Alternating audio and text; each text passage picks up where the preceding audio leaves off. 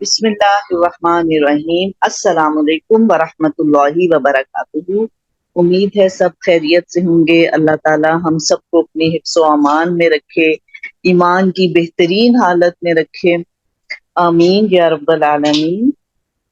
اچھا، کل جو ہم نے لیسن پڑھا ہے اس میں ایک دو چیزیں بہت امپورٹنٹ تھی، اور اس میں ایک تو یہ بتایا گیا کہ دیکھو نیکی، یعنی ہم سب نے نیکی کی کوئی نہ کوئی ایک تصور اپنے ذہن میں بنایا ہوا ہے اور ہم اس کو نیکی سمجھتے ہیں۔ تو اب ہم دیکھیں کہ کیا جن چیزوں کو ہم نیکی سمجھتے تھے، کیا وہ یہی چیزیں ہیں جو اللہ تعالیٰ نے بتائی تھی؟ اس میں سب سے پہلے کیا ہے؟ من وَلَٰكِنَّ الْبِرَّ مَنْ آمَنَ بِاللَّهِ۔ اصل نیکی جو سب سے بڑی نیکی ہے وہ تو یہ ہے کہ اللہ پر ایمان لانا۔ تو اللہ پر ایمان لانا کیا ہے؟ ایک تو دل سے یقین کرنا کہ اللہ ایک ہی ہے، زبان سے اس کا اقرار کرنا، پھر عمل سے، اپنے عمل سے بھی ظاہر کرنا۔ تو جب ہم اللہ پر ایمان لاتے ہیں تو پھر اس کا مطلب صرف یہ نہیں ہے کہ اب لا الہ الا اللہ ہم نے پڑھ لیا، ہم اللہ پر ایمان لے آئے، نہیں، بلکہ اب اللہ تعالیٰ کی بات کو ماننا بھی ہے، پھر اللہ کی محبت بھی دل میں ہو، پھر اللہ تعالیٰ کی کتاب کو پڑھنے کی تڑپ بھی ہو۔ اب ہم اگر کسی کو کہیں کہ تم ہمارے بہت اچھے دوست ہو اور اس کا کوئی میسج ہمیں آئے اور ہم نہ پڑھیں تو ہمارا عمل کیا؟ ہم اس میسج کو اگنور کر دیں، اب ہمارا عمل کیا ہمیں بتا رہا ہے؟ کہ ہم اس کو کوئی اتنی اہمیت نہیں دیتے کہ اچھا ٹھیک ہے دیکھ لیں گے، نہیں۔ اگر ہم سچی محبت اور واقعی ہم کہتے ہیں کہ ہم اللہ پر ایمان لائیں تو ہم تو انتظار کریں کہ سب سے پہلے ہم اللہ تعالیٰ کی بتائی ہوئی بات کو تو پڑھیں، بات کو سمجھیں کہ اللہ تعالیٰ نے ہمیں کیا کہا ہے، کہ تم نے کس طرح سے زندگی گزارنی ہے۔ لیکن دیکھا جائے تو ہماری زندگیاں بالکل اپوزٹ ہے۔ ہم دنیا کے کاموں میں بہت تیز ہے، دین کے کام میں بالکل سست۔ سارے کام دنیا کے ہم بھاگ بھاگ کر کرتے ہیں اور نماز کے ٹائم پہ ہم تھکے ہوئے ہوتے ہیں نا۔ تو اسی طرح باقی کاموں کے لیے، دنیا کی تعلیم کے لیے ہم پیسہ بھی بہت لگاتے ہیں، ہم وقت بھی بہت دے رہے ہیں۔ آدھا آدھا دن جو ہے بچے اسکول جاتے ہیں، پھر آ کر ٹیوشنوں پہ بھی چلے جاتے ہیں۔ اپنی زندگی کا آدھا حصہ دنیا کی پڑھائی کو دے دیتے ہیں، لیکن ہم نے دین کو سمجھنے کے لیے، قرآن کو پڑھنے کے لیے کتنا ٹائم نکالا؟ پھر ہم کہہ رہے ہیں کہ ایاک نعبد، ہم صرف آپ کی عبادت کرتے ہیں، ہم اللہ پر ایمان لاتے، پھر کیا ہمارا دعویٰ سچا ہے؟ اور اللہ تعالیٰ نے تو قرآن میں ایک جگہ کہا کہ تم وہ بات کرتے ہی کیوں ہو جو تم کہتے ہی کیوں ہو جو تم کرتے نہیں۔ تو یہاں پر ہمیں سوچنے کی ضرورت ہے کہ اللہ تعالیٰ نے کس چیز کو سب سے بڑی نیکی کا ہے؟ وَلَٰكِنَّ الْبِرَّ مَنْ آمَنَ۔ نیکی تو یہ ہے جو اللہ پر ایمان لے آئے، پھر اس کی کتاب پر، یوم آخرت پر، فرشتوں پر، نبیوں پر۔ تو پھر وہ جیسے نبی، اللہ کی بات ماننی ہے، کس طریقے سے ماننی ہے، اس کا اظہار کس نے ہمیں بتایا، عمل کر کے کس نے بتایا؟ نبی صلی اللہ علیہ وآلہ وسلم نے۔ کیا ہم اس کو اہمیت دیتے ہیں؟ کیا ہم نے کبھی اپنی زندگی میں یہ وقت نکالا ہے کہ ہم آپ صلی اللہ علیہ وآلہ وسلم کی سیرت کا مطالعہ کریں؟ کیا ہم نے کبھی یہ سوچا ہے کہ ہم نے وہ کام کرنے ہیں جو آپ صلی اللہ علیہ وسلم کرتے تھے، ہم نے اس طرح سے کرنے ہیں جو آپ کرتے تھے؟ تو یہ سب چیزیں اپنے عمل کو جانچنے کے لیے بہت ضروری ہے کہ اصل میں ہم کس کو نیکی سمجھتے تھے، اور اللہ تعالیٰ کیا بتا رہے ہیں کہ دیکھو اصل نیکی تو یہ ہے۔ دوسرا، وَآتَى الْمَالَ عَلَى حُبِّهِ ذَوِي الْقُرْبَى وَالْيَتَامَى وَالْمَسَاكِينَ وَابْنَ السَّبِيلِ وَالسَّائِلِينَ وَفِي الرِّقَابِ۔ مال کی محبت کو ختم کون کرتا ہے؟ جب مال کی محبت دل سے تب نکلتی ہے جب اس کو اللہ کی راہ میں خرچ کیا جائے، اور اس میں پھر رشتہ داروں میں خرچ کرنا، غریب، مسکین اور مسافروں پر، جو بھی محتاج نظر آ جائے اس پر مال کو خرچ کرنا۔ وَأَقَامَ الصَّلَاةَ، نمازوں کو قائم کرنا۔ وَآتَى الزَّكَاةَ، پھر خرچ کرنے کی، یعنی پہلے بھی خرچ کرنے کا کہا کہ وہ ہے نفلی صدقات، کہ صدقہ کرو، ہر وقت صدقہ کرو، ہر وقت دینے والوں میں رہو۔ آخر میں پھر کہہ دیا آتَى الزَّكَاةَ، نماز کے بعد پھر زکوٰۃ کا۔ زکوٰۃ جو ہے وہ فرض جو ہے وہ صدقہ ہے جو سال میں ایک دفعہ دی جاتی ہے۔ وَالْمُوفُونَ بِعَهْدِهِمْ إِذَا عَاهَدُوا، پھر اپنے وعدوں کو پورا کرنا، اپنی کمٹمنٹس کا خیال رکھنا کہ جو ہم نے کمٹمنٹ کی ہوئی ہے اس کو پورا کیا جائے، اس کو بلا وجہ چھوڑنا نہیں ہے۔ اپنی ذمہ داریوں کا پوچھا جائے گا، چاہے پڑھائی کر رہے ہیں، چاہے دین کی کر رہے ہیں، دنیا کی کر رہے ہیں، چاہے جاب کر رہے ہیں، جو کمٹمنٹ کر لی اس کو پورا کرنا ہے، اس کے متعلق پوچھا جائے گا۔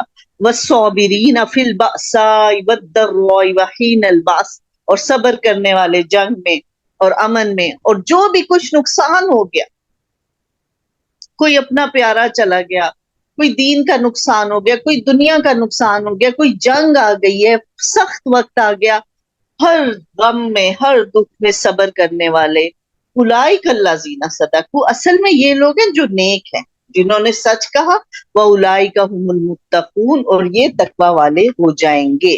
تو ان چیزوں کا ہم نے خیال رکھنا ہے، بہت ہی ضروری یہ چیزیں تھی۔ ہم بار بار اس آیت کو پڑھ کے اپنے آپ کو جانچے کہ ہم لوگ کیا واقعی ان چیزوں کو اپنا رہے ہیں، کیونکہ اللہ تعالیٰ نے تو کہا کہ اصل نیکی یہی نیکی ہے۔ تو آج کے لیسن کو شروع کرتے ہیں۔ نحمدہ ونصلی علی رسولہ الکریم، اما بعد فاعوذ باللہ من الشیطان الرجیم، بسم اللہ الرحمن الرحیم، رب اشرح لی صدری ویسر لی امری واحلل عقدۃ من لسانی یفقہوا قولی۔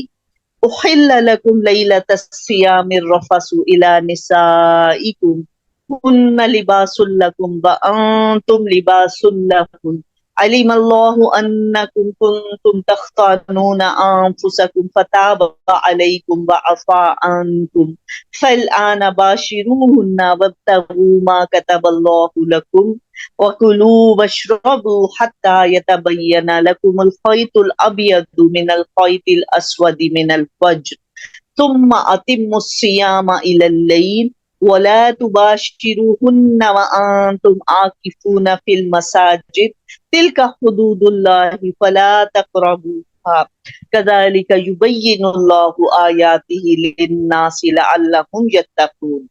روزے کی راتوں میں اپنی بیویوں سے ملنا تمہارے لیے حلال کیا گیا، وہ تمہارا لباس ہے اور تم ان کے لباس ہو، تمہاری پوشیدہ خیانتوں کا اللہ تعالیٰ کو علم ہے، اس نے تمہاری توبہ قبول فرما کر تم سے درگزر فرما لیا، اب تمہیں ان سے مباشرت کی اور اللہ تعالیٰ کی لکھی ہوئی چیز کو تلاش کرنے کی اجازت ہے۔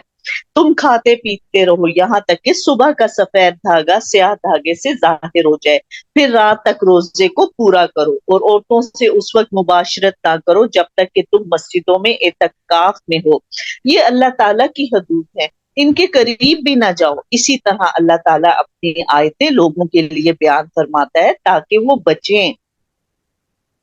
تو اللہ تعالیٰ نے روزوں کے احکام ہم نے کل سے شروع کیے ہوئے تھے، اس میں ایک یہ بھی بتا دیا کہ آپ جو ہے میاں بیوی کے جو تعلقات ہیں، افطار جو روزہ پورا کر لیا اس کے بعد رات میں تم ان سے مل سکتے ہو، مباشرت کر سکتے ہو، ایک نیچرل بات تھی۔ لوگوں کے دل میں خیال آیا اللہ، لیکن شرم کے مارے کسی نے نہیں پوچھا، تو اللہ تعالیٰ نے کہا کہ میں تمہاری خیانت کو جان گیا، یعنی تمہارے دلوں میں یہ بات تھی، تو اس کو کلیئر کیا گیا کہ کھانے پینے کے ساتھ اس چیز کی بھی اجازت دی گئی۔ پھر صبح کو جب سحری کر لو، بس اب روزہ رکھ لیے، اب اس سے بھی اجتناب کرو، اور کب سفید دھاگا سیاہ دھاگے سے ظاہر ہو جائے، یعنی سحری کا وقت بتا دیا کہ کب تک کرنا ہے، سفید دھاگا اور سیاہ دھاگا، یعنی کہ ایک لائن سی سب سے پہلے آتی ہے۔ اچھا، جب ہم چھوٹے ہوتے تھے اور ہم لوگ گرمی کے روزے تھے اور صحن میں بیٹھ کر ہم سحری کرتے تھے، تو اس وقت ہم نے اس چیز کو بہت دیکھا کہ جو ہے نا، جب سحری ختم ہوتی تھی اس طرف سے ایک وائٹ لائن آنا شروع ہو جاتی تھی، اور پھر ہم دیکھتے رہتے تھے، آہستہ آہستہ وہ سفیدی بڑھتی جاتی تھی، یہاں تک کہ یہ ہوتا تھا کہ آدھا حصہ سفید ہو گیا اور آدھا سیاہ ہوا ہے، اور پھر آہستہ آہستہ وہ سیاہی بھی ختم، سیاہی تھوڑی ہوتی جا رہی ہے۔ وہ اتنا خوبصورت ایک منظر ہوتا تھا صبح کو دیکھنا، اور ہم چھوٹے ہوتے تھے تو ہمیں روزوں کا یاد ہے کہ روزوں میں سحری میں اٹھتے تھے، اور اس چیز کو ہم نے بہت اس وقت دیکھا، اور واقعی وہ اللہ کی قدرت نظر آتی۔ تو کہا کہ جب ایک سفیدی کی لائن سی آ جائے، بس وہاں تک تم نے روزہ رکھ لینا ہے، اور اس کے بعد شام تک یعنی مغرب تک اپنے روزے کو پورا کرو۔ ہاں، ایک اور چیز کہ اب روزوں میں تو اس کی اجازت دے دی گئی، لیکن اعتکاف میں جب ہو، اعتکاف کب ہوتا ہے؟ جو آخری جو عشرہ شروع ہو جاتا ہے، جب آخری جو 10 روزے ہیں، تو جن لوگوں نے اعتکاف کرنا ہوتا ہے وہ مسجدوں میں اعتکاف کرتے ہیں۔ اب یہاں پر صاف ہے، وَأَنْتُمْ عَاكِفُونَ فِي الْمَسَاجِدِ، اب تم نے مسجدوں میں اعتکاف کیا ہو، تو اس سے پتا چلا ایک تو یہ کہ اعتکاف مسجد میں ہی ہوتا ہے، تو مرد اعتکاف کریں گے، اگر مسجد میں عورتوں کا انتظام ہے تو عورتیں بھی مسجد جا کر ہی اعتکاف کریں گی، لیکن اس میں پھر میاں بیوی کے تعلقات سے منع کیا گیا کہ اعتکاف میں یہ کام نہیں کرو، کیونکہ اعتکاف میں تو اب تم الگ ہو جاؤ، ہر ایک چیز سے الگ ہو کے صرف اللہ کا ذکر کرو۔ اب کہا یہ اللہ تعالیٰ کی حدود ہے، تم ان کے قریب بھی نہ جاؤ۔ اسی طرح اللہ تعالیٰ اپنی آیتیں لوگوں کے لیے بیان فرماتا ہے تاکہ وہ بچیں۔ کس سے بچیں؟ ایک تو یہ کہ برے انجام سے بچ جائیں، گناہوں سے بچ جائیں، تو یہ اللہ تعالیٰ نے حدود بتا دی ہیں، کیسے ایک ایک احکام کو ہمارے لیے واضح کر دیا ہے۔ اللہ تعالیٰ ہم سب کو صحیح طریقے سے ان کی سمجھ عطا فرمائے اور ان پر عمل کرنے والا بنا دے، آمین یا رب العالمین۔ وَلَا تَأْكُلُوا أَمْوَالَكُمْ بَيْنَكُمْ بِالْبَاطِلِ وَتُدْلُوا بِهَا إِلَى الْحُكَّامِ لِتَأْكُلُوا فَرِيقًا مِّنْ أَمْوَالِ النَّاسِ بِالْإِثْمِ وَأَنْتُمْ تَعْلَمُونَ، اور ایک دوسرے کا مال ناحق نہ کھایا کرو، نہ حاکموں کو رشوت پہنچا کر کسی کا کچھ مال ظلم و ستم سے اپنا لیا کرو حالانکہ تم جانتے ہو۔ تو یہاں پر مال کو ناحق طریقے سے کھانے سے منع فرمایا۔ اب ناحق طریقے سے کھانا، اس میں بہت چیزیں شامل ہو جاتی ہیں جو کہ ہمارے معاشرے میں بہت زیادہ عام ہے۔ اللہ تعالی ہم سب کو اس برائی سے بچائے کہ یہ بہت بڑا گناہ ہے۔ اب ناحق طریقے سے مال کھانے میں یہ بھی ہے کہ آپ جو ہیں وہ ملاوٹ کرتے ہیں، اپنی خراب چیز کو اچھا کر کے بیچ دیں، اسی طرح رشوت دے دیں، حاکموں کو رشوت دے دیں، پھر کوئی بھی دھوکہ یا فراڈ کر کے کسی کی چیز دے دی، اگر آپ بیچنے لگے ہیں، پتہ اس چیز میں یہ نقص ہے، یہ غلط چیز ہے، لیکن آپ اس کی تعریف کر کے اگلے کو بیچ رہے ہیں، تو یہ ہے ناحق طریقے سے مالوں کو کھانا۔ ابھی بلکہ کل ہی میں بتا رہی تھی کہ وہ میری بچی کے اسکول کا وہ ختم ہو رہا تھا، وہ مارچ ٹو مارچ تک ہی فیس ہوتی ہے، تو اب اپریل میں پریکٹیکل پہلے کروائے نہیں، اور اپریل میں انہوں نے ایک ہفتہ لگا دیا جی، اور روز میسج کریں کہ بچوں کو بھیجیں، ہم نے ان کو پریکٹیکل کروانے ہیں، اور پھر ایک دن آ گیا کہ فیس جو ہے اپریل کی سبمٹ کروا دیں۔ اب میں نے تو خود کیونکہ جاب کی ہوئی ہے اور مجھے اسکول کے تھوڑا بہت علم ہے کہ نہیں، یہ تو مارچ ٹو مارچ تک کی فیس تھی، اب ان کا تو ختم ہو گیا، اپریل میں تو نئی کلاسز سٹارٹ ہوتی ہیں، تو میں نے کہا کہ میں تو بالکل فیس جمع نہیں کرواؤں گی، کیونکہ یہ تو آپ کی رسپانسبلٹی تھی، آپ کو مارچ تک یہ کام ختم کرنے چاہیے تھے، تو میں تو بالکل، اب مجھے اس بندے نے کچھ بھی نہیں کہا، یعنی کہ اس کو پتا تھا، انہیں پتا ہے اس لیے یہ بولی ہیں، لیکن دیکھیں بہت سے ایسے لوگ ہوں گے جو عام، اگر میں بھی جاب نہ کرتی مجھے ان باتوں کا نہیں پتا ہوتا، بہت سے لوگ جنہیں نہیں پتا ہوگا انہوں نے کرا دی ہوگی، تو یہ ہے ناحق طریقے سے کھانا۔ ایک تو ہم مجھ سمیت ہماری عوام زیادہ تر ایسی ہے جنہیں اس قسم کے رولز کا پتہ نہیں، کیونکہ بہت عورتیں گھروں میں بیٹھی ہوئی ہیں، اور پھر اگر ہم جاب بھی کر رہے ہوتے ہیں، ہم صرف اپنی چیزوں کو جان رہے ہوتے ہیں، ہم دوسری چیزوں کو نہیں جانتے، تو یہ چیزیں ہیں کہ اس وجہ سے پھر ہماری لا علمی سے بھی فائدہ اٹھانے کی کوشش کی جاتی ہے، تو لا علمی دیکھے بہت بڑی لعنت ہے، اس لیے ہمیں اسی طرح بہت سی چیزوں کو ہم نیکی سمجھ کر رہے ہوتے، اس لیے کہ ہمیں دین کا صحیح علم ہی نہیں ہے، بہت سی چھوٹی چھوٹی نیکیاں ہیں جو بہت زیادہ فائدے والی ہیں، لیکن ہم ان کو چھوڑ دیتے اس لیے کہ ہمیں ان کا علم ہی نہیں ہے، ہم سمجھتے ہیں ہم صدقہ نہیں کر سکتے، ہم حج پہ نہیں جا سکتے، ہم نے کیا کرنا ہے، ہم بالکل پھر دین سے دور ہو جاتے ہیں، حالانکہ کیا کہا کہ اگر تم 33 دفعہ سبحان اللہ، 33 دفعہ الحمدللہ، 33 دفعہ اللہ اکبر، اور ایک دفعہ لا الہ الا اللہ وحدہ لا شریک لہ لہ الملک و لہ الحمد وہو علی کل شیء قدیر،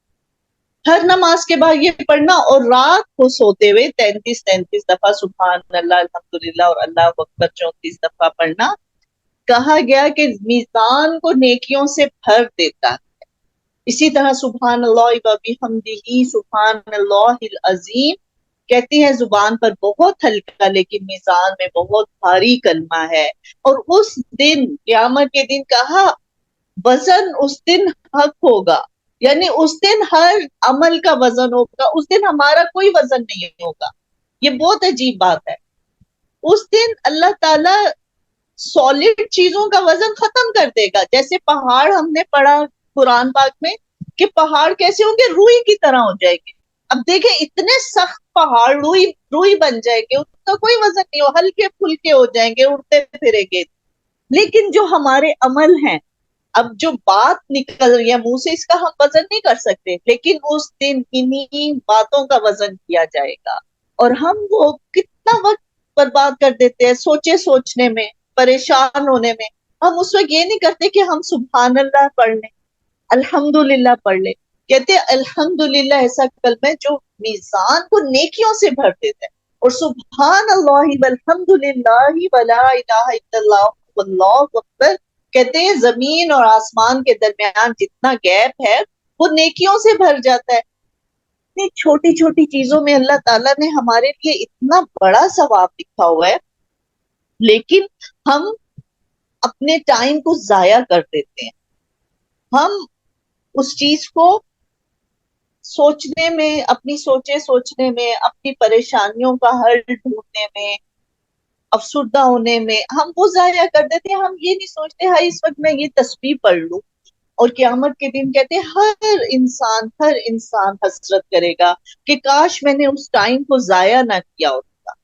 نیک انسان وہ بھی حسرت کر رہا ہوگا کہ میں نے آج وہ ٹائم نہ ضائع کیا ہوتا تو آج میرا درجہ کچھ بلند ہو جاتا. اور برا تو حسرت کرے گا ہی کرے گا کہ کاش میں نے اس وقت کو ضائع نہ کیا ہوتا تو میں آج. اب کتنا ہمیں یہ قرآن کی کلاس کو اٹینڈ کرنا مشکل لگ رہا ہوتا ہے. آج ہمارے لیے سب سے لیسٹ نمبر پہ یہ آ رہی ہے کہ ہاں ہم اس چیز کو نہیں اہمیت دیتے. اس دن سب سے زیادہ اہمیت اس چیز کی ہوگی کہ کاش میں وہ وقت نہ ضائع کرتی، میں قرآن کو سن لیتی، میں قرآن کو پڑھ لیتی. تو یہ چیز ہے کہ آج ہم بہت غفلت میں ہیں، اور جن چیزوں کو آج ہم اگنور کر رہے ہیں قیامت کے دن انہی چیزوں کو اہمیت دے رہے ہوں گے. تو بہتر یہ ہے کہ آج اس بات کو سمجھ لیں کہ ہم نے وقت کو ضائع نہیں کرنا. اور سب سے بڑی جو نعمت ہے وہ تو زندگی کی نعمت ہے، اس لیے اس کو ہم نے پریشان ہو کر سوچ کر اپنے مسائل کا حل ڈھونڈنے میں نہیں ضائع کرنا. ہاں جو کر سکتے ہیں وہ ان کے حل کے لیے ضرور اٹھ کر لیں، اور اس کے بعد بس تسبیح پڑھ لیں سبحان اللہ و بحمدہ سبحان اللہ العظیم. اور اسی طرح اصل بات کیا ہے کہ دیکھو ایک دوسرے کا مال ناحق نہ کھاؤ. ان چیزوں سے بچنے کی کوشش کریں کہ ناحق طریقے سے مال کسی بھی طور سے نہ کھائے. اسی طرح ہم لوگ اچھا وہ برانڈز پر جاتے ہیں، فکس پرائس ہے وہاں پر 5,000 10,000 جو پرائس ہے وہ چپ کر کے دے کے آ جاتے ہیں. اچھا جو ہم نے سبزی لینی ہے وہ بیچارہ غریب بندہ ہے، اس نے اس میں سے کتنا کمانا ہے، پھر وہاں سے بھی اس کو کم کرا رہے ہوتے ہیں کہ بس اتنا دے دو. پھر رکشے سے اتریں گے تو اس سے، حالانکہ وہ تو غریب لوگ ہیں، ان سے کیا ہم بارگیننگ کرتے. اور وہ جو بڑے بڑے مالز میں بیٹھے ہوئے اے سی میں، وہاں ہم چپ کر کے آ جاتے. یہ سب چیزیں ناحق طریقے سے مال کھانے میں ہیں کہ کہیں اپنا پیسہ بچانے کی فکر نہ کریں کہ اچھا غریب کے پاس 1 روپیہ زیادہ بھی چلا گیا تو کیا ہے. اور میں تو یہی نیت کرتی ہوں کہ اچھا اللہ تعالیٰ زیادہ چلا گیا تو میری طرف سے صدقہ کر دے بس. اور پھر جو بیچنے والا ہے وہ بھی سوچے کہ میں کوئی غلط چیز تو نہیں بیچ رہا. یہ بھی ہمارے معاشرے میں کتنی زیادہ یہ چیز ہے کہ غلط چیزوں کو، سبزیوں پھلوں کو وہ ایسے تازے نظر آ رہے ہوتے ہیں اور گھر لا کے دیکھتے ہیں اندر سے گلی ہوئی چیزوں، سب ناحق طریقے سے مال کھانا. اور پھر اس کے اثرات ہم اپنی سوسائٹی میں، اپنے معاشرے میں دیکھتے ہیں کہ کتنا زیادہ ڈپریشن ہے ہمارے معاشرے میں. پھر آج ہم کن حالات پہ کھڑے ہو گئے ہیں کہ ہم کہہ رہے ہیں بس یہ تو تباہ ہو جائے گی، ہم تباہی کی طرف. ہم کس لیے تباہی کی طرف جا رہے ہیں کہ ہم نے قرآن کو نہیں پڑھا. لا علمی اتنی بڑی لعنت ہے. ہم میں سے اکثر پتہ ہی نہیں ہے کہ یہ جو ہم چھوٹی سی بات کر رہے ہیں، اتنی سی ڈنڈی مار رہے ہیں، یہ کتنا بڑا گناہ بن جائے. اور نیکی کیا سمجھ کے کر رہے ہیں جس کا نیکی سے کوئی تعلق ہی نہیں ہے. تو اللہ تعالیٰ ہمیں اس زندگی سے بچائے اور ہم علم کو حاصل کریں. من اموال الناس بالاسم، گناہ کے ساتھ کسی کا مال نہ کھاؤ، وانتم تعلمون، حالانکہ تم جانتے ہو، تمہیں اس کا علم بھی ہے کہ تم غلط طریقے سے چیزوں کو حاصل کر رہے ہو. یسألونک عن الاہلہ، یہ لوگ آپ سے چاند کے بارے میں پوچھتے ہیں. اب بہت سے اس وقت کیا تھا، لوگ جو ہے ظاہر ہے اتنا علم نہیں تھا، تو جس چیز کو سمجھتے تھے نا کہ یہ چیز ہمیں فائدہ دے رہی ہے، اسی سے ڈرنا شروع ہو جاتے تھے، اسی کی عبادت کرنا شروع کر دیتے تھے. جیسے آگ کو دیکھا، آگ کی عبادت شروع کر دی. سورج دیکھا، یہ تو سورج ہمیں فائدہ دے رہا ہے، اور جب سورج نکلتا ہے اتنی روشنی آ جاتی ہے، ہمیں سب نظر آتا ہے، اور جب یہ چلا جاتا ہے ہم تو بالکل اندھیرے میں ہو جاتے ہیں. چاند کو دیکھا تو یہ تو ہماری ہر چیز کی، پھر لوگوں کو اپنے رب کی پہچان نہیں تھی، وہ ان چیزوں کی عبادت شروع کر دیتے تھے. جب اسلام آیا، دین آیا، تو پھر لوگوں نے پوچھا کہ یہ چاند کس لیے، کیا ہے؟ ہم تو پہلے اس کی عبادت بھی کرتے تھے، ہم اس کو کیا سمجھتے تھے. اللہ تعالیٰ کہہ رہے ہیں قل ہی مواقیت للناس والحج، انہیں بتائیں کہ یہ تو لوگوں کے لیے وقت اور حج کے مقرر کرنے کے لیے، یعنی کہ لوگوں کو پتہ چلے کون سا مہینہ چل رہا ہے. یہ جب دنیا بنی تھی، اللہ تعالیٰ نے ہی سال کے 12 مہینے فکس کیے ہوئے ہیں، یہ انسانوں نے نہیں کیے، یہ نیچر میں ہے. یہ آگے ہم قرآن میں پڑھیں گے کہ جب دنیا بنی تھی اللہ تعالیٰ نے 12 مہینے بنا دیے تھے کہ اس طرح سے ایک سال ہوگا، اس میں 12 مہینے ہوں گے. اچھا، وہ کس لیے کہ لوگوں کو پتا چلے کہ اب حج کا وقت آ گیا، سب وہاں جا کے خانہ کعبہ میں اکٹھے ہو جائیں. اسی طرح پتا چلے کہ رمضان کا مہینہ شروع ہو گیا، اب سب روزے رکھنا شروع کر دیں. تو یہ تمہارے لیے وقتوں اور مہینوں کا پتہ ہے کہ پتا چلے تمہیں کہ حج کب ہوگا. وَلَيْسَ الْبِرَّ بِأَن تَأْتُوا الْبُيُوتَ مِن ظُهُورِهَا وَلَكِنَّ الْبِرَّ مَنِ اتَّقَىٰ، اور نیکی یہ نہیں ہے کہ تم حالت احرام میں گھروں سے پیچھے آ کے داخل ہو، بلکہ نیکی تو یہ کہ جو تقویٰ کرے. اس وقت عرب میں بہت زیادہ یہ توہمات تھے، اور اگر وہ احرام باندھ کر گھر سے نکل جاتے تھے عمرے یا حج کے لیے، اب راستے میں کچھ یاد آ گیا کہ ہماری تو کوئی چیز رہ گئی ہے تو ہم لے آئیں. اب کیا کرتے تھے، وہ سمجھتے تھے اب ہمیں سیدھے دروازے سے نہیں جانا، کوئی بہت نحوست ہو جائے گی، ہمیں پیچھے گھر کے پیچھے کھڑکی سے ٹاپ کے اندر جانا ہے. اللہ نے کہا دیکھو یہ کوئی نیکی نہیں، یہ نہیں ہے نیکی کہ تم گھروں میں پیچھے سے داخل ہو. وَلَٰكِنَّ الْبِرَّ مَنِ اتَّقَىٰ، نیکی تو یہ تم تقویٰ کرو، اللہ سے ڈرو، برے کاموں سے ڈرو. وَأْتُوا الْبُيُوتَ مِنْ أَبْوَابِهَا، اور اپنے گھروں میں اپنے دروازوں سے ہی جایا کرو. وَاتَّقُوا اللَّهَ، اللہ سے ڈرو. لَعَلَّكُمْ تُفْلِحُونَ، تاکہ تم فلاح پا جاؤ. پھر کیا کہا، دیکھو ان چیزوں سے مت ڈرو کہ یہ منحوس ہو جائے گا، یہ ہمارے لیے برا شگون ہو جائے گا. یا چاند کو ہمارے لیے وہ سمجھتے تھے کہ یہ چاند بھی ہمارے لیے کوئی شگون کی چیز ہے، یہ نکلے گا تو ہمارے لیے کچھ چاند گرہن ہو جائے گا تو ہمارے لیے منحوس ثابت ہوگا. اللہ نے کہا صرف اللہ سے ڈرو، صرف اور صرف اللہ سے ڈرو تاکہ تم فلاح پاؤ، تم کامیاب. ان چیزوں کے ڈر چھوڑ دو، سورج چاند آگ سے ڈرنا چھوڑ دو، اللہ سے ڈرنا شروع کر دو، تب تم فلاح پاؤ گے، تب تم کامیاب ہوگے.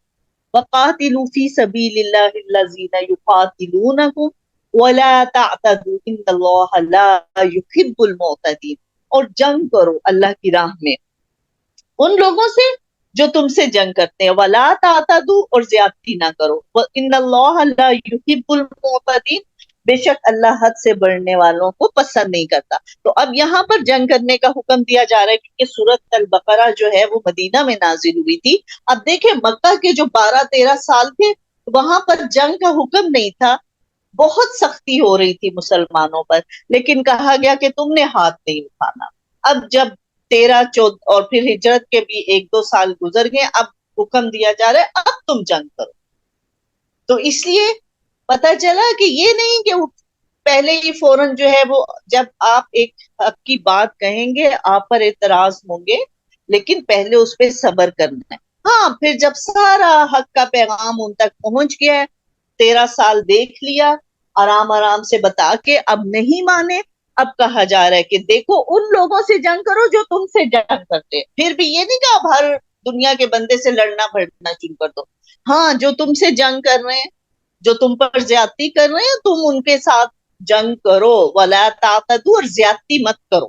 یعنی جنگ کرنے میں بھی کہا کہ زیادتی نہیں کرنی. نبی صلی اللہ علیہ وآلہ وسلم حکم دیتے تھے کہ اپنے لشکر کو تاکید فرماتے تھے کہ خیانت مت کرنا جب جنگ کے لیے بھیجتے تھے، بد عہدی اور مسئلہ نہ کرنا، نہ بچوں، عورتوں اور گرجوں میں مصروف عبادت گاہوں اور درویشوں کو قتل کرنا. یعنی جب بھی نبی صلی اللہ علیہ وآلہ وسلم کسی اسلامی لشکر کو جنگ کے لیے بھیجتے تھے تو یہ ہدایات دیتے تھے کہ دیکھو ایک تو تم نے ان کے مالوں میں خیانت مت کرنا، بد عہدی نہ کرنا، یعنی جو عہد کیا ہے جس طرح سے بتایا آپس میں عہد ہوا تھا اسی پر قائم رہنا، اس میں بد عہدی نہ کرنا، مسئلہ نہ کرنا. یعنی مسئلہ کیا، لاش کے اعضاء کو کاٹ کاٹ کے پھینکنا.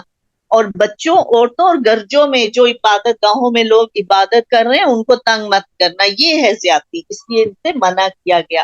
اللہ نے فرمایا اللہ تعالیٰ زیادتی کرنے والوں کو پسند نہیں فرماتا. وَاقْتُلُوهُمْ حَيْثُ ثَقِفْتُمُوهُمْ وَأَخْرِجُوهُمْ مِنْ حَيْثُ أَخْرَجُوكُمْ وَالْفِتْنَةُ أَشَدُّ مِنَ الْقَتْلِ وَلَا تُقَاتِلُوهُمْ عِنْدَ الْمَسْجِدِ الْحَرَامِ حَتَّى يُقَاتِلُوكُمْ فِيهِ فَإِنْ قَاتَلُوكُمْ فَاقْتُلُوهُمْ كَذَلِكَ جَزَاءُ الْكَافِرِينَ. اور انہیں مارو جہاں بھی تم انہیں پاؤ، اور انہیں نکال دو جہاں سے انہوں نے تمہیں نکالا. اور فتنہ تو قتل سے بھی زیادہ سخت ہے. اور مسجد حرام کے پاس ان سے لڑائی نہ کرو یہاں تک کہ جب یہ خود تم سے نہ لڑیں. اگر یہ تم سے لڑیں تو تم بھی انہیں مارو. کافروں کا یہی بدلہ ہے. اب یہاں پہ اللہ تعالیٰ نے کہا ہے کہ کیونکہ اب ان لوگوں نے تم پر زیادتی کی، تم آرام آرام سے اللہ کی بات انہیں بتاتے رہے، لیکن تمہیں اتنا تنگ کیا کہ تمہیں تمہارے گھروں سے نکال دیا. اب وہاں پر گھر بار تھے، کاروبار تھے، سب کچھ چھوڑ چھاڑ کے مسلمان ہجرت کر کے آ گئے. اب رہنے کی جگہ نہیں ہے، کچھ کاروبار نہیں ہے، کہاں اتنے بے روزگار لوگ اکٹھے ہو گئے تھے. سب کے لیے روزگار مہیا کرنا ناممکن سی بات نظر آ رہی تھی. بہت پریشانی کا عالم تھا. تو اب اللہ تعالیٰ نے کہا کہ دیکھو اب ان کو تم نے آپس میں متحد ہو کے ان کے ساتھ لڑو، اور انہیں اب وہاں سے نکالو جہاں سے انہوں نے تمہیں نکالا تھا. یعنی یہ سب سے بڑی کامیابی تھی اصل میں کہ جہاں سے تمہیں نکالا تھا اب تم ان کو نکالو اور مکہ کو فتح کرو. تو یہ اللہ تعالیٰ ایک مائنڈ میکنگ کر رہے ہیں کہ اصل جو تمہارا مقصد ہے وہ یہ ہونا چاہیے کہ تم اس شہر کو، اس مکہ کو حاصل کرو. اور پھر یہ کہا کہ وَلَا تُقَاتِلُوهُمْ عِنْدَ الْمَسْجِدِ الْحَرَامِ، مسجد حرام کیونکہ حرم کا علاقہ ہے، وہاں پر اس کی بہت زیادہ عزت کرتے تھے، حرمت تھی، وہاں پر لڑنے جھگڑنے سے منع کیا گیا تھا. اس لیے کہا کہ دیکھو تم مسجد حرام کے پاس ان سے مت لڑو. ہاں لیکن اگر وہ تم سے لڑتے ہیں، جیسے یہ ہوا تھا کہ پہلے مسلمان عمرے کے لیے آئے، انہوں نے منع کر دیا، آپ صلی اللہ علیہ وآلہ وسلم نے اس کو مان لیا اور معاہدہ کر لیا صلح حدیبیہ، جو کہ وہاں پر بہت ایسی اس میں شرائط تھیں جو مسلمانوں کے خلاف تھی، لیکن اللہ کا حکم تھا اس لیے وہ معاہدہ کر کے واپس آ گئے. اب اگلے سال جب عمرے کے لیے جانا تھا، حج کے لیے، تو کہا گیا کہ دیکھو اب اگر وہ تمہیں اس دفعہ روکیں گے تو پھر تم ان سے لڑو اور ان کو وہاں سے نکال دو. یہی بات ہے کہ جب مکہ فتح ہو گیا تھا تو ایک تو بہت سے لوگ تو مسلمان ہو گئے تھے، لیکن جو لوگ مسلمان نہیں ہوئے تھے انہیں حکم دیا گیا تھا کہ تم لوگوں کے پاس 3 مہینے ہیں، اچھی طرح سوچ لو، اگر تو تم نے ایمان لانا ہے تو ایمان لے آؤ ورنہ یہاں سے چلے جاؤ. تو یہ اس آیت کے نتیجے میں یہ چیز ان سے کہی گئی تھی. بسم اللہ الرحمن الرحیم. وَإِنِ انْتَهَوْا فَإِنَّ اللَّهَ غَفُورٌ رَحِيمٌ. اگر یہ باز آ جائیں تو اللہ تعالیٰ بخشنے والا اور مہربان ہے. یعنی اگر یہ اپنی زیادتیوں سے، برے کاموں سے باز آ جاتے ہیں، اگر یہ آپ سے لڑائی کرنا وہاں پہ چھوڑ دیتے ہیں تو اللہ تعالیٰ بھی بخشنے والا ہے. تو تم بھی پھر ان کو بخش دو، تم بھی ان کے ساتھ مہربانی کا رویہ اختیار کرو. تو یہ چیز ہمیں بتاتی ہے کہ اللہ تعالیٰ نے ہمیں کسی کے ساتھ زیادتی کرنے کا، یعنی وہاں پر مشرکین کی بات ہو رہی ہے، پھر بھی کہا کہ دیکھو ایک تو انہی سے لڑو جو تم سے لڑ رہے ہیں، پھر ان پر زیادتی نہیں کرنی. دوسری بات کیا کی کہ دیکھو اگر جو ہے یہ تمہیں اب تنگ کریں گے تو پھر تم نے ان سے جنگ کرنی ہے. یعنی یہ نہیں کہا کہ جا کے انہیں مارنا شروع کر دو، بلکہ کہا کہ اگر تو وہ خاموشی سے عمرہ کرنے دیتے ہیں تو آپ کچھ نہ کہیں، عمرہ کر کے آگے. لیکن اب کیونکہ پہلے روکا تھا، اب اس دفعہ بھی اگر روکا تو بس اب تم نے پھر یہ ہے کہ ان کو تم ان کے ساتھ لڑو. اور کہا الفتنہ تو اشد من القتل، فتنہ تو قتل سے بھی زیادہ شدید ہے. اب فتنہ کیا ہے؟ پروپیگنڈا کرنا، کسی بھی اچھے کام کو کرنے سے روکنا، برے کاموں کی طرف لوگوں کو بلانا، اور ایسی حرکتیں کرنا جس سے فتنہ و فساد ہو. تو کہا یہ تو قتل سے بھی زیادہ شدید ہے. اور اگر ہم اپنے معاشرے کو دیکھیں تو ہمارے یہاں بہت زیادہ فتنہ ہے، بہت زیادہ چیزوں کو اچھال کر پیش کرنا، میڈیا میں بھی چھوٹی بات کو بڑے سا بڑا کر کے پیش کرتے ہیں. یہ سب چیزیں فتنہ ہے. اس سے لوگوں کے اندر ڈپریشن آتا ہے، نیگیٹیوٹی آتی. اس لیے غلط چیزوں کو پھیلانے سے منع کیا گیا. اور اگر کوئی غلط کام ہو بھی گیا ہے، آپ نے اس کی ایک دفعہ خبر دے دی، بس اس کو سٹاپ کر دیں. بار بار ایک ہی جو نیگیٹو سی چیز ہے اس کو 10 دفعہ دکھاتے رہتے ہیں. اچھا وہ چیزیں جب ہم دیکھتے ہیں تو انسان جو ہے وہ ڈپریشن کا شکار ہو جاتا ہے. یہی کہا کہ فتنہ قتل سے بھی زیادہ شدید ہے. اور وہ جو ڈپریشن ہے انسان کو عمل سے دور لے جاتا ہے، غمزدہ ہو جاتا ہے، مایوس ہو جاتا ہے. اس لیے ان چیزوں سے بھی ہمیں بچنے کی کوشش کرنی چاہیے کہ یہ جو چیزیں ہیں، ٹھیک ہے ایک دفعہ ہم نیوز سنیں دن میں، بس ایک دفعہ سننا بہت ہے. ایک ہی نیوز کو 10 جب وہ دے رہے ہوتے ہیں، وہ چیز انسان کو بہت زیادہ ڈپریشن میں لے جاتی ہے، نیگیٹیوٹی آتی ہے، غم آ جاتا ہے، مایوسی آ جاتی ہے کہ اچھا یہ حالات بہت خراب ہو گیا، اب یہ صحیح نہیں ہو سکتے. حالانکہ صحیح کرنے والا کون ہے؟ اللہ تعالیٰ کی ذات ہے جو ہمیشہ سے ہے. اور کل ہی ہم نے پڑھا کہ وہ قریب ہے، وہ تمہارے قریب ہے، انی قریب، یقیناً میں تمہارے قریب ہی ہوں. وقت کتنا بھی مشکل ہو اللہ تعالیٰ کے لیے بہت آسان ہے. اور اس ہر مشکل سے نکلنے کا اللہ نے کوئی نہ کوئی راستہ رکھا ہوا ہے. ہم نے اس راستے کو ڈھونڈنا ہے صرف اللہ کی مدد سے. ہم نے اس مشکل پر مایوس اور پریشان ہو کر نہیں بیٹھ جانا، بلکہ اس راستے کو ڈھونڈنا ہے اللہ کی مدد سے. اور اللہ سے مدد کیسے مانگنی ہے؟ دعا کے ذریعے. تو اس لیے جو بھی فالتو کام ہے، جو بھی فالتو چیز ہے، چاہے اس کا فائدہ ہے، لیکن یہ کہ اس کو جب ہم حد سے زیادہ کرتے ہیں تو وہی فائدہ نقصان میں بدل جاتا ہے. اس لیے زیادہ جو ٹائم ہے وہ کس کو دینا ہے؟ قرآن کو پڑھنے میں، سمجھنے میں. اس کے پڑھنے میں اس کی تجوید بھی آ جاتی ہے. تجوید کو پڑھنا سیکھنا، تلاوت کو کہا گیا کہ ہر لفظ کو ٹھہر ٹھہر کے پڑھو، مخارج کے ساتھ پڑھو. تو اس علم کو سیکھنا، پھر اس کے ترجمے کو سیکھنا، پھر اس کی گرامر کو سیکھنا، پھر اس کی تفسیر میں جانا. اتنی چیزیں کرنے کے لیے ہمارے پاس تو اگر ہم یہ کام کرنا شروع کر دیں زندگی بہت تھوڑی ہو. ہمارا وقت اتنا قیمتی ہے، اس لیے اس کو ہمیں بہت زیادہ نیوز سننے میں، ڈرامے دیکھنے میں، ٹی وی کے آگے بیٹھنے میں، سوشل میڈیا پر ضائع نہیں کرنا چاہیے. ہم نے کرنے والے کام کرنے ہیں اور کچھ نہیں.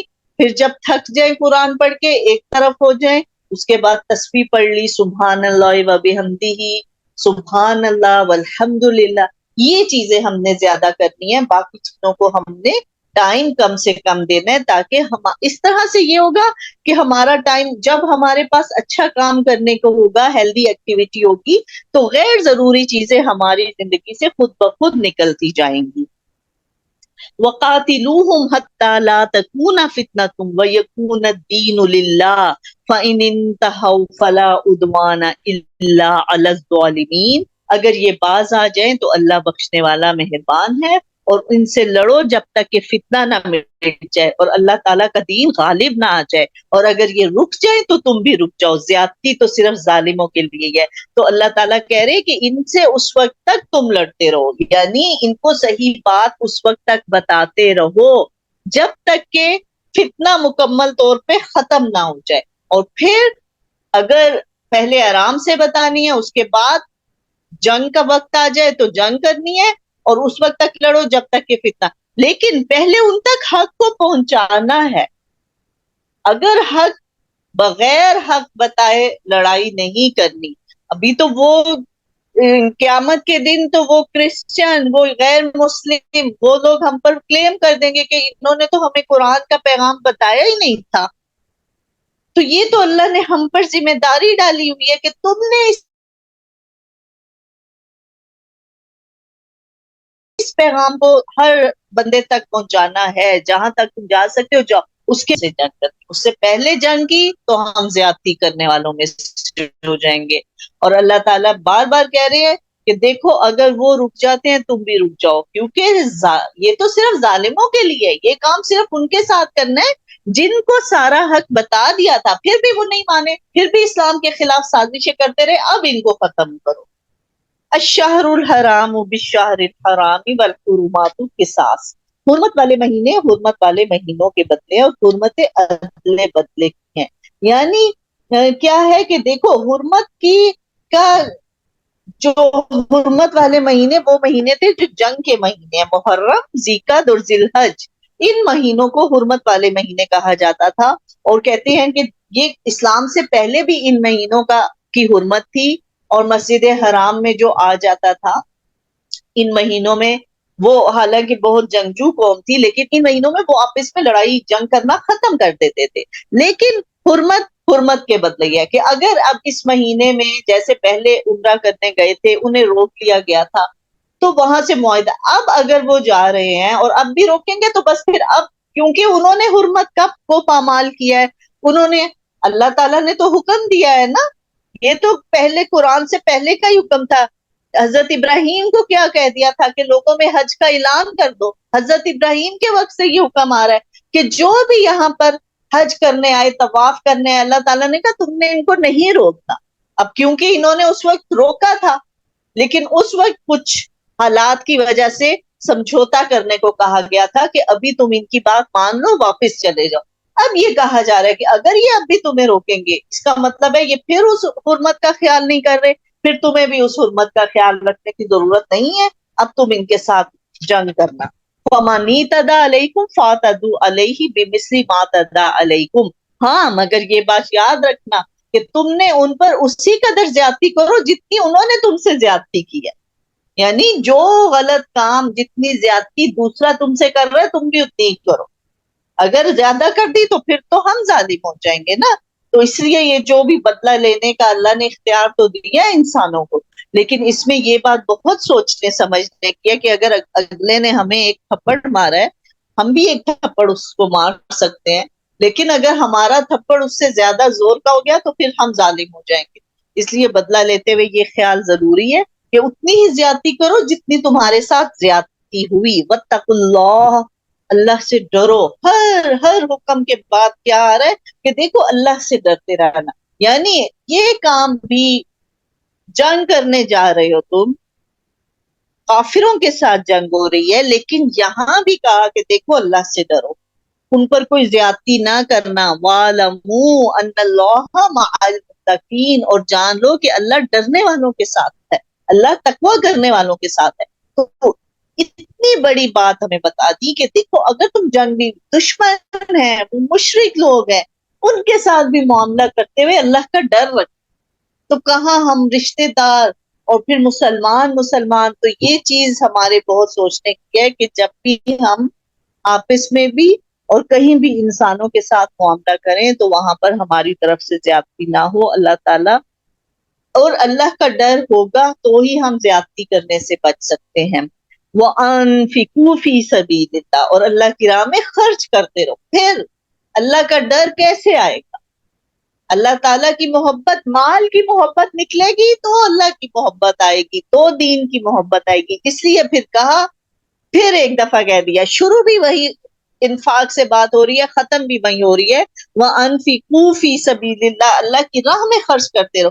دیکھیں جنگوں کی بات ہو رہی ہے، قتل کی بات ہو رہی ہے، پھر وہاں بھی اللہ نے کہہ دیا اللہ کی راہ میں خرچ کرو، یعنی کہ یہ جب تک مال کو خرچ نہیں کریں گے اللہ کی راہ میں، ایک تو مال کی محبت انسان کے اندر بہت ہے نا۔ اللہ حضور صلی اللہ علیہ وسلم نے فرمایا کہ ابن آدم کے پاس اگر ایک بہت پہاڑ جتنا سونے کا پہاڑ ہو تب بھی وہ خواہش کرے گا کہ کاش اس طرح کا ایک اور پہاڑ میرے پاس، یعنی جتنا بھی مال دے دو، جتنا بھی مال دے دو انسان کہے گا کہ کاش اتنا اور ہو جاتا. بس جس کے پاس تھوڑا ہے وہ بھی یہی کہتا ہے اچھا اتنا ہے اتنا سا اور ہو جاتا. جس کے پاس زیادہ ہے وہ بھی یہی خواہش لے کے بیٹھا ہوا ہے کہ اتنا ہے اتنا اور ہو جاتا. تو اس مال کی محبت کو اللہ نے کہا کہ نکالو, اللہ کی محبت دلوں میں ڈالو. اور مال کی محبت کیسے کم ہوتی ہے؟ جب مال کو خرچ کیا جاتا ہے اللہ کی راہ میں. اس لیے کہا وَأَنفِقُوا فِي سَبِيلِ اللَّهِ وَلَا تُلْقُوا بِأَيْدِيكُمْ إِلَى التَّهْلُكَةِ, اپنے ہاتھوں کو ہلاکت میں مت ڈالو. وَأَحْسِنُوا, اور احسان کرو, نیکی کرو. ان اللہ یحب المحسنین, بے شک اللہ احسان کرنے والوں سے محبت کرتا ہے. تو یہاں پر بہت زیادہ یہ سمجھنے کی بات ہے کہ دیکھو سلوک اور احسان کرو, حسن سلوک کرو. اس لیے جہاں بھی کہیں معاملہ ہے, چاہے غیر مسلموں کے ساتھ ہے چاہے اپنے مسلمانوں کے ساتھ ہے, وہاں پر احسان کرنا یعنی اگلے کی زیادتی کو برداشت کر لینا اور کبھی اس کا بدلہ لے لینا, کبھی معاف کر دینا, یہ طریقہ ہونا چاہیے. وَأَتِمُّ الْحَجَّ وَالْعُمْرَةَ لِلَّهِ, اور حج اور عمرے کو اللہ کے لیے پورا کرو.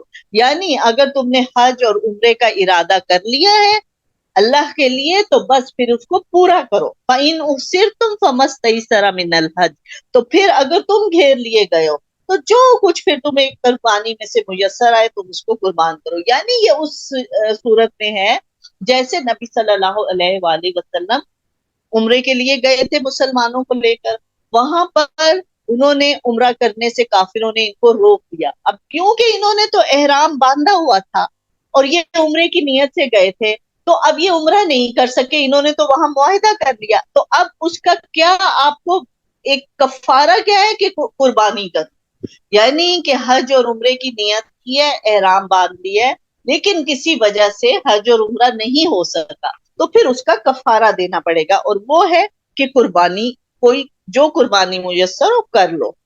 اور وَلَا تَحْلِقُوا رُؤُوسَكُمْ حَتَّى يَبْلُغَ الْحَدْيُ مَحِلَّهُ, اور اپنے سر نہ منڈواؤ جب تک کہ قربانی قربان گاہ تک نہ پہنچ جائے.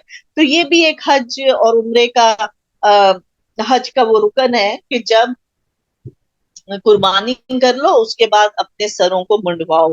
تو مردوں کے لیے منڈوانا بہتر ہے, زیادہ اس کا ثواب ہے, اور عورتوں کے لیے یعنی 2 بالش کاٹ لیے, عورت اور مرد دونوں کو بال کاٹنے ہیں, مردوں کے لیے منڈوانے کا زیادہ افضل آتا ہے. فمن کان منکم مریضا او به اذى من رأسه ففدیۃ من صیام او صدقۃ او نسک. اور یہ اتنا اہم حکم ہے کہ اگر تم یہ نہیں کر سکتے, یعنی کسی کے سر میں کوئی بیماری ہے, اب وہ کٹنگ نہیں کرا سکتا, منڈوا نہیں سکتا, یا کوئی بیمار ہے اس کے سر میں کوئی تکلیف ہے, تو اس کو کیا چاہیے, پر فدیہ, خواہ روزے رکھ لے, خواہ صدقہ دے, خواہ قربانی کرے. یعنی کہ اب یہ اس چیز کا کفارہ بتایا جا رہا ہے کہ اگر تم سر نہیں منڈوا سکتے تو اس پر بھی فدیہ ہے, خواہ روزے رکھے, خواہ صدقہ دے, خواہ قربانی کر لے. بس جب تم امن کی حالت میں ہو جاؤ تو جو شخص عمرے سے لے کر حج تک تمتع کرے بس اسے جو قربانی میسر ہو اسے کر ڈالے. یعنی اب یہاں پر وہی جو پاکستانیوں کا حج ہے, حج تمتع, پاکستانی نہیں بلکہ جو بھی سعودی عرب سے باہر کا جاتا ہے, چاہے وہ انڈیا سے جائے گا چاہے وہ جرمنی سے جہاں سے بھی جائے گا, وہ حج تمتع کرے گا, اس کو یہ فائدہ دیا گیا ہے. کس لیے فائدہ دیا گیا ہے کہ ظاہر ہے اب دور دور سے روز روز خرچہ کر کے آنا مشکل ہے, اس لیے حج کے لیے گئے ہو تو یہ فائدہ آپ کو دے دیا گیا کہ اب آپ ساتھ عمرہ بھی کر لو. اس کا مطلب ہے تمتع, تمتع کا مطلب ہے فائدہ اٹھانا, اس لیے اس کو حج تمتع کہا گیا ہے کہ جب تم امن کی حالت میں ہو جاؤ, جو شخص عمرے سے لے کر حج تک تمتع کرے, یعنی عمرے کے لیے گیا ہے, حج کے دن بھی قریب آ گئے ہیں, اب وہ کہہ رہے چلو میں حج کر کے ہی جاؤں گا, تو اس کو کیا چاہیے, وہ قربانی وہاں پر کرے. یہی بات ہے کہ وہاں پر جو قربانی کی جاتی ہے وہ عید کی قربانی نہیں ہوتی, جو حج پہ وہ لوگ کر رہے ہیں وہ قربانی حج تمتع کی ہوتی ہے کہ جو انہوں نے حج اور عمرے کا فائدہ اٹھایا ہے.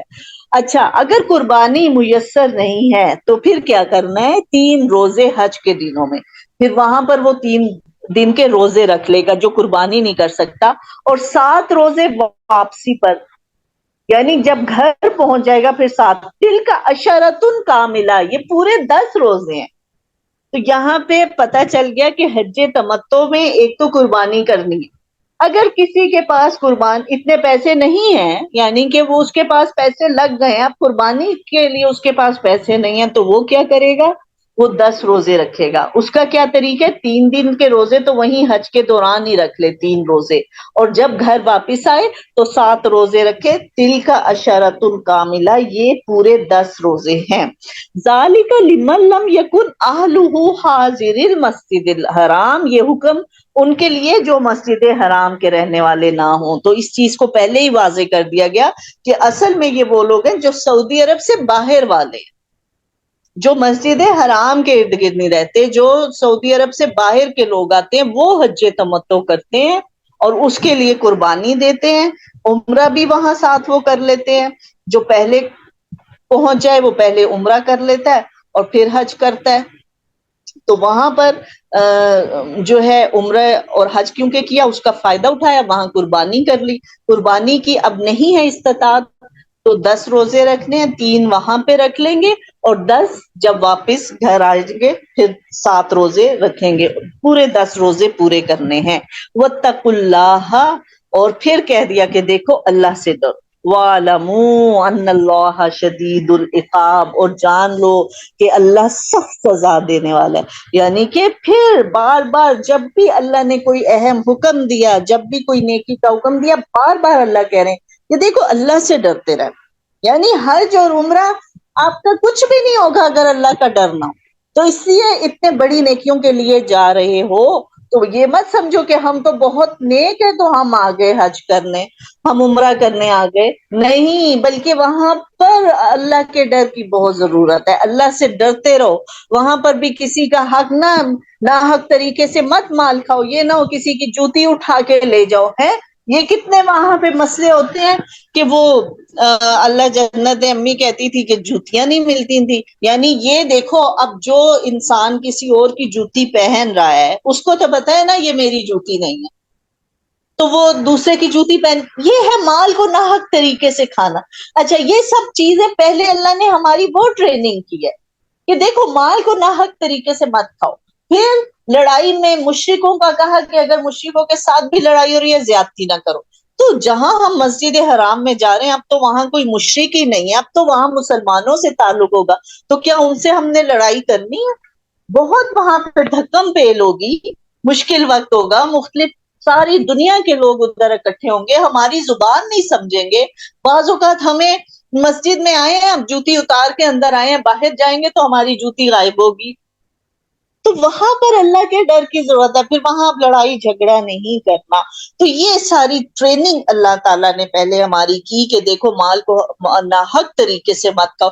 جب عام زندگیوں میں ہم ان سب کا فکر کریں گے نا کہ کسی کے مال کو نہیں ناحق طریقے سے کھانا، کسی کے ساتھ زیادتی نہیں کرنی، پھر حج اور عمرے کے لیے جانا ہے، تبھی وہاں پر بھی ہم یہ سب چیزوں کا خیال رکھیں گے. ورنہ تو یہ کیسے ہو سکتا ہے کہ آپ جائیں، آپ کو تو پتا ہے کہ یہ جوتا میرا نہیں ہے، آپ کسی اور کا جوتا پہن کے جا رہے ہیں. آپ کا ایمان اس حد تک آپ کو اجازت دے دیتا ہے. اور جو بندہ یعنی اس کے لیے پریشانی بھی نقصان بھی. تو کتنی سوچنے کی باتیں ہیں اور یہ علم کی باتیں ہیں نا. اب وہاں جا کر لوگ اس قدر جہالت والی حرکتیں کر رہے ہوتے ہیں کہ اللہ معاف کرے کہ یہ ڈر لگتا ہے کہ یہ لوگ حج کرنے آئے، عمرہ کرنے آئے، کیا کرنے آئے. پاکستانی تو وہی حرکتیں کر رہے ہوتے ہیں نا، اس لیے کہ ہم ہیں ہی ایسے. ہم یہاں بھی یہ کر رہے ہیں، مال کو ناحق طریقے سے کھا رہے ہیں. جوتا نماز پڑھنے جاتے ہیں، نمازی واپس آتا ہے جوتا غائب ہو جاتا ہے. وہی حرکتیں ہم وہاں کر رہے ہوتے. تو جب ہم عام زندگی میں پہلے اپنی اصلاح کر لیں اور پھر حج اور عمرے کے لیے جائیں گے تو پھر وہاں بھی ہم اللہ سے ڈریں گے. لیکن ہم یہاں جو کچھ کر رہے تھے ہم تو وہاں بھی جا کے وہی کچھ کر رہے ہوتے. تو اللہ ہمیں معاف کرے. اللہ تعالیٰ ہمیں اپنی زندگیوں کو اچھے طریقے سے اچھی راہ پر ڈالنے کی توفیق دے کہ یہ ہم کیا کر رہے ہیں اور پھر وہاں جا کر بھی یہ کچھ ہو رہا ہوتا ہے. یہ بہت عجیب بات ہے کہ اتنا ہمارا ایمان کمزور ہو جاتا ہے کہ ہم کسی کا کھانا اٹھا کے کھا لیتے ہیں یا کسی جوتی کی جوتی پہن کر چلے جائیں. یہ ناحق طریقے سے. اور پھر حج کرنے جا رہے ہیں، عمرہ کرنے جا رہے ہیں، اصل چیز کیا؟ اللہ کا ڈر کہ دیکھو اللہ کے لیے آئے ہو. پہلے ہی کہا فمن وَأَتِمُّ الْحَجَّ وَالْعُمْرَةَ لِلَّهِ، حج عمرہ اللہ کے لیے ہی کرتا ہے، اس میں کسی اور کو کوئی ہے ہی نہیں فائدہ، اللہ کی کا حکم ہے اس کے لیے کرنا ہے۔ اب وہاں پر جا کر اس کی باتوں کو ہی نہیں مد نظر رکھا، اس کا ڈر ہی نہیں رکھا، تو پھر کیا فائدہ اس حج اور عمرے کا؟ تو اس لیے کہا کہ اللہ سے ڈرتے رہو، وَاعْلَمُوا أَنَّ اللَّهَ شَدِيدُ الْعِقَابِ، اور جان لو کہ اللہ شدید سزا دینے والا ہے۔ یعنی کہ جہاں تم نیکی کے لیے جا رہے ہو، وہاں اگر تم کوئی زیادتی کر لو گے، کوئی گناہ کا کام کر لو گے، تو یہ یاد رکھنا کہ اللہ تعالیٰ تو شدید سزا دینے والا ہے۔ تو جب بھی اللہ تعالیٰ ہمیں کسی بھی نیکی کا حکم دے، اور اللہ ہمیں توفیق بھی دے دے نیکی کرنے کی، جیسے اس سے پہلے روزوں کا پڑھا، وہاں بھی تقوی کی بات کی۔ اب روزہ رکھ کر بھی کہا کہ کوئی لڑائی کر رہا ہے، جھوٹ بول رہا ہے، اللہ کو پھر اس کے بھوکے پیاسے رہنے کی کوئی ضرورت نہیں ہے۔ اس میں بھی کہا کہ اللہ سے ڈرو، اللہ کا تقوی رکھو، اللہ کے لیے روزہ رکھنا ہے۔ اب ایک اور عمر آ گیا، حکم آیا حج اور عمرے کا، اتنی بڑی اللہ نے دے دی سعادت کہ اللہ تعالیٰ نے مال بھی دیا، صحت بھی دی، امن دے دیا، وہاں تک تمہیں پہنچا دیا۔ اب وہاں پر وہی بات ہے کہ پھر جب تک کہ ہماری ٹریننگ نہیں ہوگی اس چیز کی، حج اور عمرے کا ہمیں فائدہ نہیں ہوگا۔ اس لیے اپنے آپ کو اللہ تعالیٰ دے گا ہمیں، انشاءاللہ سب کو موقع دے گا، لیکن ہمیں پہلے اپنا آپ کو اس کے لیے تیار کرنا ہے کہ ایک دوسرے کے مال کو ناحق طریقے سے نہ کھاؤ، اللہ سے ڈرتے ہوئے معاملات کو کرنا ہے۔ پھر اگر کوئی ظلم زیادتی ہوگی، اس پہ پہلے صبر کا کہا ہے کہ پہلے اس کو خاموش رہو، جیسے 13 سال صبر کرنے کا حکم دیا، پھر 13 سال کے بعد حکم دیا کہ اب تم لڑو۔ تو جہاں تھوڑی بہت زیادتی ہو رہی ہے وہاں صبر کا حکم دیا ہے کہ پہلے اس پہ صبر کرو۔ ہاں اب بہت عرصہ دیکھ لیا، آرام سے بات کرنے سے بات نہیں ہو رہی، اب تم لڑائی جھگڑا کر سکتے ہو، تو وہ چیزیں ہیں۔ اس لیے جب بھی کسی نیکی کا حکم ملے تو سب سے پہلے تو اس کا شکر ادا کرے، اور پھر اللہ سے اس کا تقویٰ مانگے کہ اللہ تعالیٰ ہم آپ کی رضا کے لیے کر رہے ہیں، اور آپ ہمیں یہ کام اس طریقے سے کرنے کی توفیق عطا فرمائے جیسے آپ کو پسند ہے۔ یہ بہت ضروری ہے۔ اسی لیے وہ دعا ہے نا، ربنا وجعلنا مسلمین لک وارنا مناسکنا، کیا وہ کہہ رہے ہیں، دعا مانگ رہے تھے کہ اللہ تعالیٰ آپ ہمیں اپنا فرما بردار بنا دیں، اور ہمیں زندگی گزارنے کے، ہماری عبادت کے طریقے سکھا دیں۔ جب تک عبادت کے طریقے ہی نہیں پتا چلیں گے، وہ نہیں سیکھے۔ اور عبادت کیا ہے اصل میں؟ مسلمان کی تو پوری زندگی عبادت ہے، اس کو نہیں سیکھا کہ زندگی کیسے گزارنی ہے، اور بڑی بڑی نیکیوں تک پہنچ گئے، اب کام نہیں کرنے آ رہے، اللہ کا ڈر ہی نہیں ہے۔ عام زندگیوں میں وہ کام نہیں کیے تھے، عام زندگیوں میں ہی نہیں بچنے کی کوشش کی تھی، تو وہاں کیسے بچیں گے؟ اس لیے اس ٹریننگ کو رکھنا ہے کہ عام حالات میں اللہ سے ڈرنا ہے، اور پھر لوگوں کے حق کو، مالوں کو ناحق طریقے سے نہیں کھانا، صبر، تحمل، برداشت، ہر وقت اللہ کا ڈر، ہر معاملے میں اللہ کا ڈر۔ کہیں بازار جا رہے ہیں، کچھ خرید رہے ہیں، وہاں بھی ڈرنا ہے کہ یہ نہ ہو کہ میں کم پیسے دے کے زیادہ چیز دے آؤں، یا ہم اگر بیچنے والے ہیں تو وہاں ڈرنا ہے کہ یہ نہ ہو کہ میں زیادہ پیسے دے کر تھوڑی چیز دے رہا ہوں، یا پیسے تو اچھی چیز کے لے لیے لیکن چیز میں بری دے رہا ہوں۔ تو یہ جو چیزیں ہیں یہ روزمرہ کی، اصل میں اسی میں ہماری ٹریننگ کی ضرورت ہے۔ اور پھر جب وہاں انسان پہنچتا ہے تو وہی انسان جو عام زندگی میں ان چیزوں کا خیال رکھتا ہے، پھر وہی وہاں بھی ان چیزوں کا خیال رکھ سکتا ہے۔ تو اللہ تعالیٰ ہم سب کو نیکی کرنے کی توفیق عطا فرمائے، اور اللہ تعالیٰ ہمیں قرآن کو اچھے طریقے سے پڑھنے والا، سمجھنے والا اور اس پر عمل کرنے والا بنا دے۔ آمین یا رب العالمین۔ وآخر دعوانا ان الحمد للہ رب العالمین۔ سبحانک اللہم وبحمدک، نشہد ان لا الہ الا انت، نستغفرک ونتوب الیک۔ السلام علیکم ورحمۃ اللہ وبرکاتہ۔